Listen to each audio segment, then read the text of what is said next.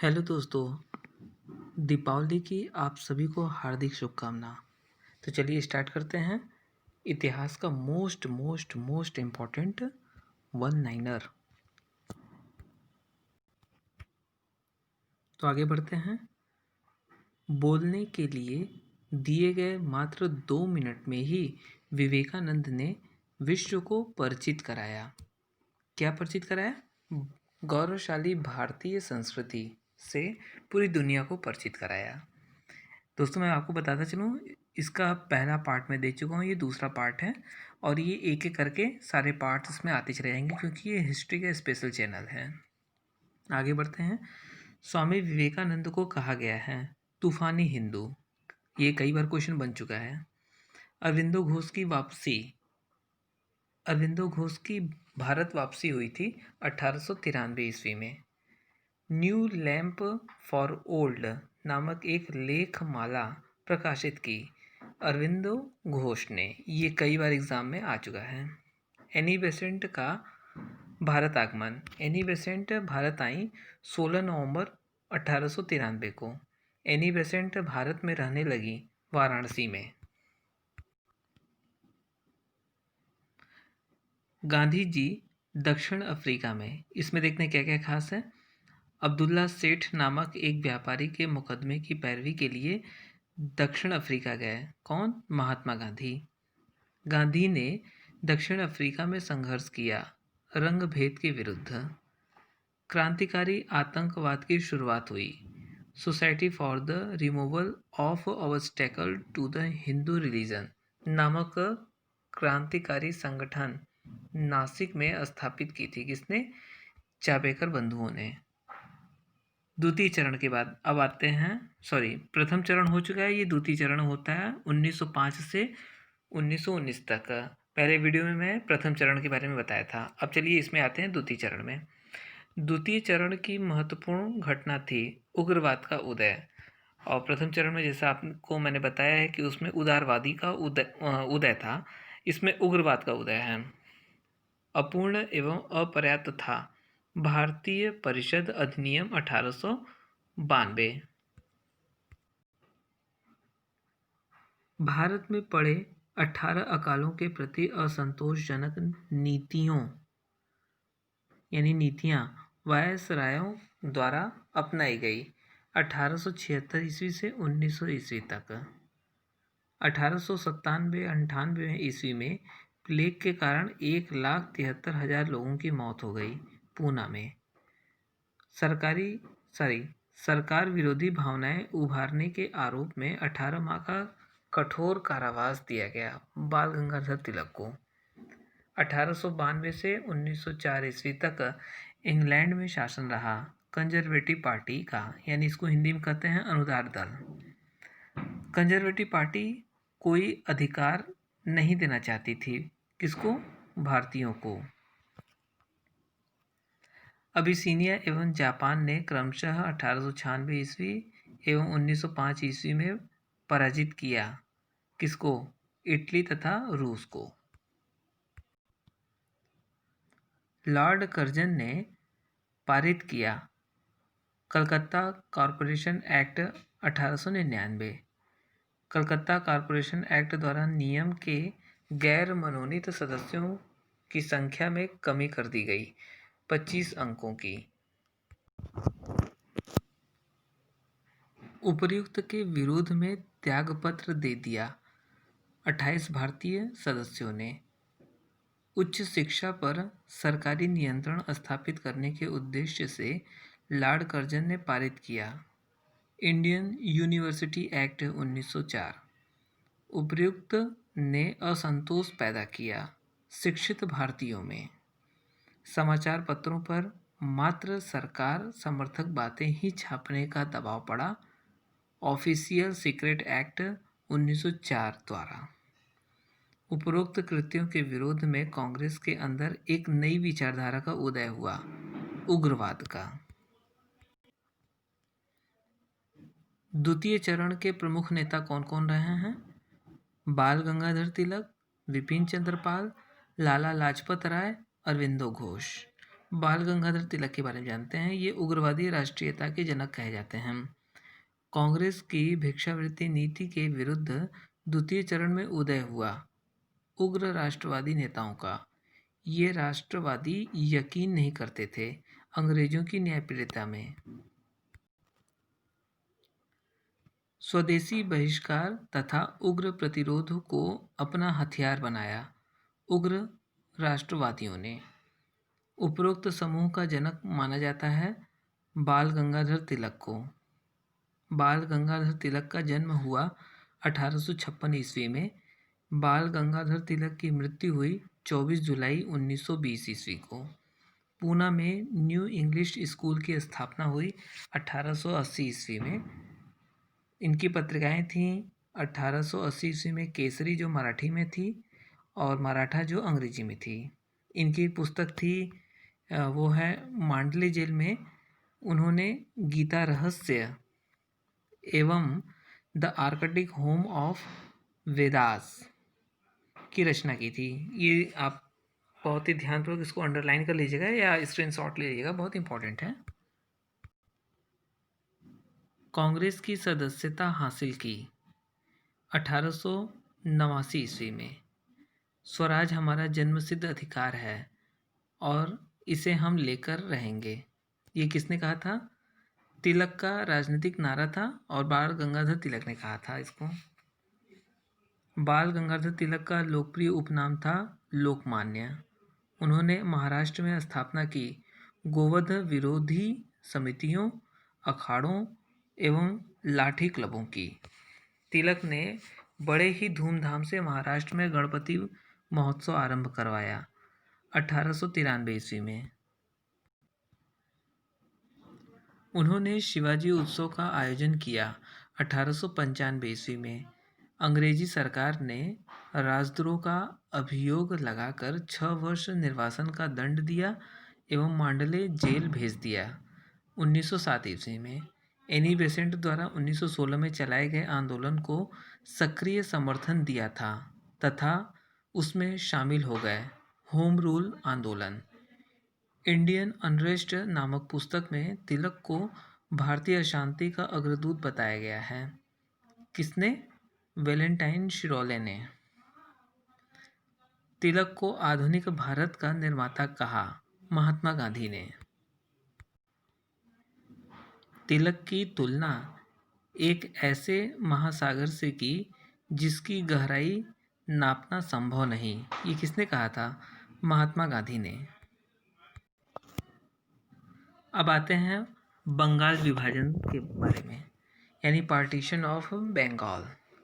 19वीं शताब्दी के अंत में बंगाल प्रांत में शामिल थे बंगाल, असम, बिहार एवं उड़ीसा।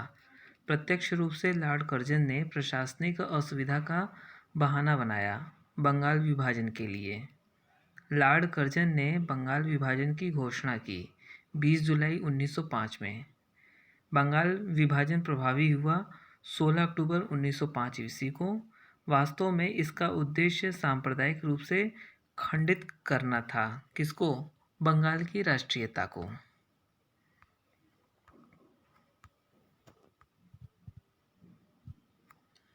बंगाल का पूर्वी हिस्सा था मुस्लिम बहुल क्षेत्र। बंगाल का पश्चिमी हिस्सा था हिंदू बहुल क्षेत्र। बंगाल विभाजन का मूल उद्देश्य खंडित करना था हिंदू मुस्लिम एकता को। पूर्वी बंगाल एवं असम को मिलाकर बना पूर्वी बंगाल प्रांत। पूर्वी बंगाल का मुख्यालय बनाया गया ढाका को। पश्चिमी बंगाल, बिहार तथा उड़ीसा थे पश्चिमी बंगाल प्रांत में। पश्चिमी बंगाल का मुख्यालय पूर्व की भांति रहा कलकत्ता में। बंगाल विभाजन के विरोध में बंग भंग आंदोलन का प्रस्ताव कलकत्ता के टाउन हॉल में पारित हुआ 7 अगस्त 1905 को। बंगाल विभाजन पर घोर प्रतिक्रिया हुई एवं बंगाल में शोक दिवस के रूप में मनाया गया 16 अक्टूबर 1905।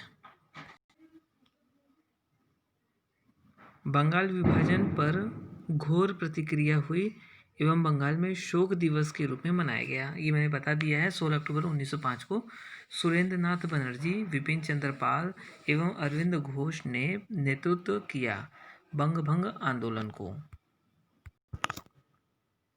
बंग भंग के तहत चलाया गया स्वदेशी आंदोलन। स्वदेशी आंदोलन का मूल तत्व था विदेशी का बहिष्कार। अपने वंदे मातरम पत्र के माध्यम से बंग भंग आंदोलन को प्रेरणा दी अरविंदो घोष ने, जो कि 1872 से 1950 ईस्वी तक थे। अरविंदो घोष के बारे में एक नज़र डाल लेते हैं। इनका जीवन काल 1872 से 1950 ईस्वी। जाति थी इनकी बंगाली कायस्थ। ICS परीक्षा में उत्तीर्ण हुए 1890 ईस्वी में। राजनीति में प्रवेश किया 1890 ईस्वी में। बंग भंग आंदोलन को नेतृत्व प्रदान किया 1905 ईस्वी। अपने पत्र वंदे मातरम में निष्क्रियता प्रतिरोध का सिद्धांत के तहत कांग्रेस की भिक्षावृत्ति नीति की आलोचना की 1907 ईस्वी में। एक क्रांतिकारी नेता के रूप में कार्य किया 1906 से 1910 ईस्वी तक। उग्र राष्ट्रवाद के प्रचार के लिए प्रकाशन करवाया न्यू इंडिया का। धार्मिक विश्वास एकेश्वरवाद। 1910 ईस्वी में वे पौंडीचेरी चले गए तथा वहां पर एक आश्रम की स्थापना की, और विले आश्रम की। स्वदेशी आंदोलन के बारे में जान लेते हैं। बंगाल विभाजन के बाद ही भारत में वास्तविक राष्ट्रवादी चेतना जागृत हुई। महात्मा गांधी हिंद स्वराज में। राष्ट्रवादी चेतना बंगाल विभाजन के उपरांत उग्र होने के लिए गांधी जी ने धन्यवाद दिया लॉर्ड कर्जन को। स्वदेशी आंदोलन का विचार सर्वप्रथम प्रस्तुत किया संजीवनी में 1905 ईस्वी में। संजीवनी नामक पत्र का प्रकाशन किया कृष्ण कुमार मित्र ने। स्वदेशी आंदोलन में बढ़ चढ़कर भागीदारी की महिलाओं ने। स्वदेशी आंदोलन में मुख्य भूमिका निभाई बंगाल के छात्रों ने। स्वदेशी आंदोलन में भागीदारी की बुद्धिजीवी वर्ग ने। स्वदेशी आंदोलन जोड़ने में विफल रहा बंगाल के किसानों को। स्वदेशी आंदोलन मुख्यतः सीमित रहा मध्यम वर्ग तक। स्वदेशी आंदोलन में सीमित भागीदारी की मुसलमानों ने। स्वदेशी आंदोलन के दौरान अमार सोनार बांग्ला नामक गीत लिखा रविंद्रनाथ टैगोर ने। ये सब एग्जाम में बहुत ही महत्वपूर्ण तरीके से प्रश्न बनते हैं इन पे, तो आप लोग इनको अच्छे से याद कर लीजिए और स्क्रीनशॉट भी ले सकते हैं आप। अमार सोनार बांग्ला राष्ट्रीय गीत बना बांग्लादेश का। कई स्वदेशी स्टोर खोले गए बंगाल में। प्रफुल्ल चंद्र राय ने खोला बंगाल केमिकल स्टोर। शीघ्र ही समूचे देश में फैल गया स्वदेशी आंदोलन। पूना एवं बम्बई में स्वदेशी आंदोलन का नेतृत्व किया तिलक एवं उनकी पुत्री केतकर ने। पंजाब में स्वदेशी आंदोलन चलाया लाला लाजपत राय ने। दिल्ली में स्वदेशी आंदोलन चलाया सैयद हैदर रजा ने। मद्रास में स्वदेशी आंदोलन का नेतृत्व किया चिदम्बरम पिल्लई ने। आंध्र प्रदेश के डेल्टाई क्षेत्रों में स्वदेशी आंदोलन चलाया गया तिलक एवं उनकी पुत्री केतकर ने। ये तो आप जान गए थे। पंजाब में स्वदेशी आंदोलन चलाया लाला लाजपत राय ने। दिल्ली में स्वदेशी आंदोलन चलाया सैयद हैदर रजा ने। मद्रास में स्वदेशी आंदोलन का नेतृत्व किया चिदम्बरम पिल्लई ने। आंध्र प्रदेश के डेल्टाई क्षेत्रों में स्वदेशी आंदोलन चलाया गया वंदे मातरम आंदोलन के नाम से। स्वदेशी आंदोलन के दौरान एक दूसरे को एकता प्रदर्शित करने के लिए राखियां बांधी हिंदू मुस्लिमों ने। स्वदेशी शिक्षा को बढ़ावा देने के लिए 1905 ईस्वी में खोला गया रंगपुर नेशनल स्कूल। 1906 में स्थापित हुआ बंगाल नेशनल कॉलेज एवं स्कूल। स्वदेशी आंदोलन के कारण विदेशी वस्तुओं की बिक्री कम हुई तथा प्रोत्साहन मिला देशी उद्योगों को। बंगाल विभाजन पर उग्र प्रतिक्रिया के कारण इस निर्णय को रद्द कर दिया गया 1911 ईस्वी में। अब आते हैं विपिन चंद्र पाल के बारे में। विपिन चंद्र पाल को भारत में क्रांतिकारी विचार का जनक माना गया है यानी माना जाता है। विपिन चंद्र पाल ने न्यू इंडिया पत्रिका प्रकाशित किया। विपिन चंद्र पाल उग्रपंथी तिकड़ी लाल बाल पाल के सदस्य थे। कांग्रेस का बनारस अधिवेशन, इसमें क्या खास है? बनारस अधिवेशन आयोजित हुआ 1905 ईस्वी में। बनारस अधिवेशन के अध्यक्ष थे गोपाल कृष्ण गोखले। सर्वसम्मति से विरोध किया गया। बंगाल विभाजन का पहली बार बहिष्कार का विचार रखा गया। विदेशी माल का पहली बार कांग्रेस के मंच से सत्याग्रह अपनाने का सुझाव दिया लाला लाजपत राय ने। एक प्रस्ताव को उग्रवादियों के विरोध के बावजूद पारित कर दिया उदारवादियों ने। वर्ष 1906 ईस्वी में प्रिंस ऑफ वेल्स के भारत आगमन से संबंधित था उदारवादियों का प्रस्ताव। गरम दल के उदय की नींव पड़ गई। बनारस अधिवेशन में निष्क्रिय प्रतिरोध का प्रस्ताव पारित नहीं हो सका तिलक का। अब आते हैं कांग्रेस का कलकत्ता अधिवेशन। उग्रवादियों की इच्छा के विरुद्ध कलकत्ता अधिवेशन 1906 ईस्वी का अध्यक्ष बनाया गया दादा भाई नौरोजी को। कांग्रेस के मंच से दादा भाई नौरोजी ने पहली बार प्रयोग किया स्वराज शब्द का। कनाडा एवं ऑस्ट्रेलिया के उपनिवेशों के मॉडल पर आधारित था दादा भाई नौरोजी का स्वराज। इस स्वराज का अर्थ था ब्रिटिश प्रभुसत्ता के अंतर्गत स्वायत्तता। फिर तीखे मतभेद उभरे उग्रवादियों एवं उदारवादियों में। अब आते हैं मुस्लिम लीग पर। 1882 ईस्वी में गोरक्षणी सभाएं गठित की स्वामी दयानंद ने। 1882 ईस्वी से 1895 ईस्वी तक भारत में हुए कई भयानक दंगे। गोरक्षणी सभाओं में कई सदस्य थे कांग्रेस के सदस्य। इस बात ने धक्का पहुंचाया कांग्रेस के धर्मनिरपेक्ष छवि को। कांग्रेस सम्मेलनों में घटने लगे मुस्लिम प्रतिनिधि। उपर्युक्त तथ्य को पुस्तक Indian nationalism and early Congress में उजागर किया प्रोफेसर जॉन मैकलेन ने। मोहम्मडम एजुकेशनल कॉन्फ्रेंस की बैठक हुई ढाका में 1906 ईस्वी में। मुसलमानों के लिए अलग राजनीतिक दल की आवश्यकता महसूस की गई। ढाका बैठक में 1906 ईस्वी में मुस्लिम लीग की स्थापना हुई ढाका में 30 दिसंबर 1906 ईस्वी को। संस्थापक अध्यक्ष बने ढाका के नवाब सलीम उल्लाह खां। प्रथम अधिवेशन की अध्यक्षता की वकार उल मुल्क ने। 1908 ईस्वी में प्रथम अस्थायी अध्यक्ष बनाया गया आका खां को। एक 40 सदस्यीय केंद्रीय समिति की स्थापना हुई अलीगढ़ में। 40 सदस्यीय केंद्रीय समिति गठित हुई 1908 ईस्वी में। तो दोस्तों, ये कम समय में अधिक से अधिक फैक्ट्स लाने का पूरा प्रयास है इस वीडियो में। इसी तरह के सारे फैक्ट्स मैं लाता रहूँगा ताकि आपके चाहे यूपी पीएससी का एग्ज़ाम हो या यूपीएससी का एग्ज़ाम हो या यूपी प्रवक्ता यानी यूपी टीजीटी पीजीटी का एग्ज़ाम हो, उन सब में ये आपके लिए बेहद ही हेल्पफुल होने वाला है। तो अगली वीडियो का आप इंतज़ार कीजिए। तब तक के लिए आप इसको सब्सक्राइब, लाइक और प्लीज़ शेयर कर दीजिए प्लीज़।